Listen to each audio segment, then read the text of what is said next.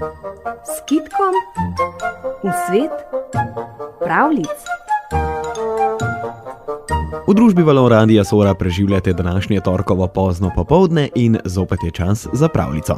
Danes se bomo s kitkom v svet pravljic potopili v družbi pravljice Bedin in Bedina iz knjige ljudskih pripovedi Babica pripoveduje. Za nas jo je prebrala Anja Košir. Bedin in Bedina sta šla nabirat lešnike. Bedin je bil sila trmoglav deček. Tudi danes je hotel biti vedno prvi. Češ, jaz hitro natrgam polno vrečko, sestra pa bo trgala le tiste, ki jih jaz ne bom opazil.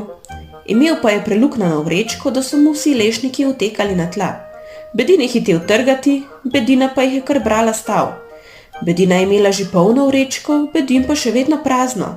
Bedina mudi: "Pojdiva domov, čas je že, mati naj bo kregala." Bedin pa se brani na vso moč ter noče iti domov, dokler ne nabere tudi on polne vrečke lešnikov. Bedina mu žuga, prosi, a nič ne pomaga.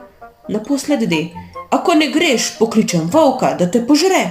Ali glej, volk se pokaže izza grmovja ter de: "O, tega pa že ne." Nato Bedina: "Ako ga nočeš požreti, pokličem palico, da te nabije." Palica se oglasi: "O, tega pa že ne." Bedina zagrozi palici: "Ako tega ne storiš, pokličem ogenj, da te ožge." Ogenj pa se oglasi: "O, tega pa že ne." Bedina žuga ognju: "Če nočeš, pokličem vodo, da te pogasi."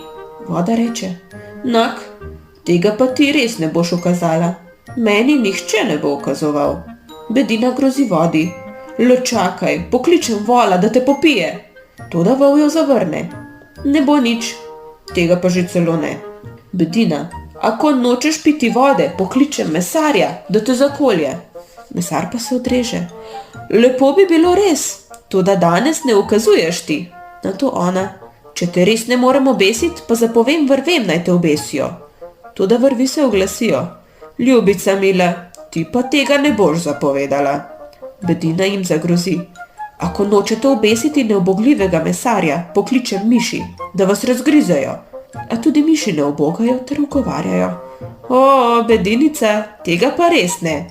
Naposled je bilo v Bedini že vsega preveč, pa zakriči: "Ako tega ne storite, naj pride mačka in naj vas polovi." Mačka je takoj priletela, da bi polovila neubogljive miši. Miši so se prestrašile in hitro stekle proti vrvem, da bi jih razgrizle. Vrvi se zboje miši ter hiti proti mesarju, da bi ga obesile. Mesar se ustraši ter teče vola ubijat. Vol hiti vodo pit, a voda teče pred volom gasiti ogenj. Ogenj se ustraši vode ter leti, da bi palico požgal. Palica drvi za volkom, da bi ga naklestila, a volk jo udari za Bedinom, ki je tekel proti domu, kar so ga nesle noge. In tako sta Bedin in Bedina doma. Kaj pa počenjata tam, tega ne vem, ker nisem tekla za njima.